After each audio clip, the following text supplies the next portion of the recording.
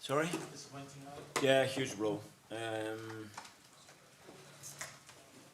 We really wanted to go through and fight in the competition and go for it. And today we tried for 120 minutes and the penalties, and it wasn't enough. So first of all, congratulations to Sporting Lisbon for going through. Looking at ourselves, the game started difficult for us. Obviously, we lost Tommy very early in the game. Then we lost Saliba.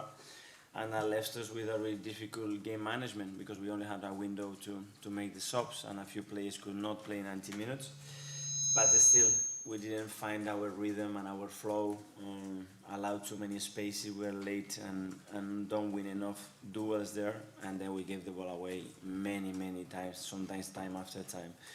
And then the last 20 minutes we got the flow, we got the momentum, we got into the final third much more, we created 3 big chances, and we didn't score. And I think when we went to the extra time, we showed incredible energy again and top mentality when it wasn't our best day to keep going, and we had another 2 big chances. We didn't win, and at the end it comes to the penalties. It's a lottery, and today it didn't go our way. Would you mind to go a bit closer to the microphone, please? Thank you. Sorry about that. Mikel, you mentioned a couple of the injuries and knocks there. We saw quite a few guys got knocks there, but especially Tomiyasu and Saliba. I know it's still quite early, but can you say anything about how likely they are for the weekend yet? I don't know. Tomiyasu looks pretty serious for his reaction straight away and what he said to me, but obviously it's very early and very difficult to know. Winning? Sorry? Saliba? Well, I don't know. There wasn't. He had some discomfort and he could not carry on, so we had to take him out.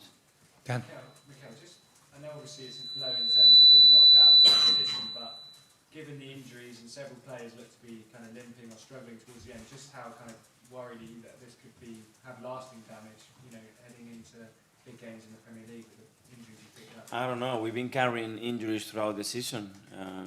We had Emil out for 4 months. We have Gabriel Jesus out for 4 months. We have Alex for 2.5 months. We have Thomas for a month and a half. We have Eddie for a month and a half. We had quite a lot of injuries already, but we dealt with that. The disappointment is not going to go away. The disappointment is there now, but it brings clarity. It's 11 games to play now, 11 Premier League games, and we have a final. The first final is against Crystal Palace, and we have to recover, put all the energy there and all the focus there, and play better than today. Put the same effort as today and win it. James. Mikel, Gabriel Jesus looked sharp in the first half.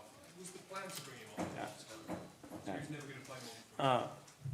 And we decided to do that because we had to manage the subs, and thanks God that we took him out, especially after the 2 windows that we had to use in the first half, but that was the plan. And Leo is coming from an injury as well, so we knew that the game could go to extra time, and we had to manage that, and he looked okay.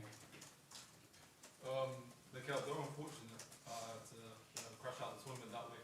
The team's in a very unique position where you are locked in with Man City for the league.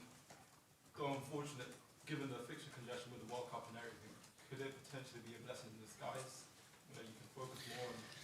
I cannot see it today that way. I don't know. You go through the competition, you win, it is magnificent. If it's not and affects your plans in the league, that's a different story. But we wanted to go through, and we put everything and the effort that the boys put. When it wasn't our best day, individual and collectively, the hunger and that desire that it showed to win, the way they were tracking back, it was incredible. They really wanted it, and today it didn't happen. So we need to put the head up and now look. For Palace, is what it is. It's 11 games. The first one starts on Sunday. Mikel. The team have overcome so many psychological hurdles this season. How is Gabby Martinelli, and how do you think he'll react to disappointment like that? He will react well. Obviously disappointed today. We all are. When you take those decisions, that possibility is always there. He will learn from it, like Bukayo did in the past, and move on. How important is it now that you don't let the players sort of wallow in this? They can't afford to, can they? There's so much at stake. You can't afford to let this sort of hang over into the Premier League.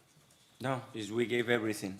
It wasn't our day. We weren't our best, individual and collectively, but they absolutely gave every drop of effort that they could on that pitch, and it wasn't enough.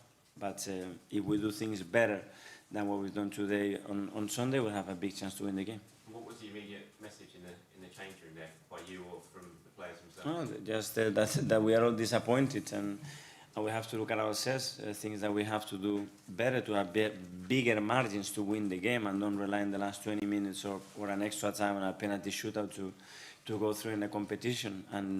But that now the 11 games that we have is the focus, the only focus that we have, and everybody thinking about one thing, that is Palace being the best mental and physical condition, a lot of clarity, and all the energy is there for Sunday. Okay, that's it on tonight's game. We now just do a few questions to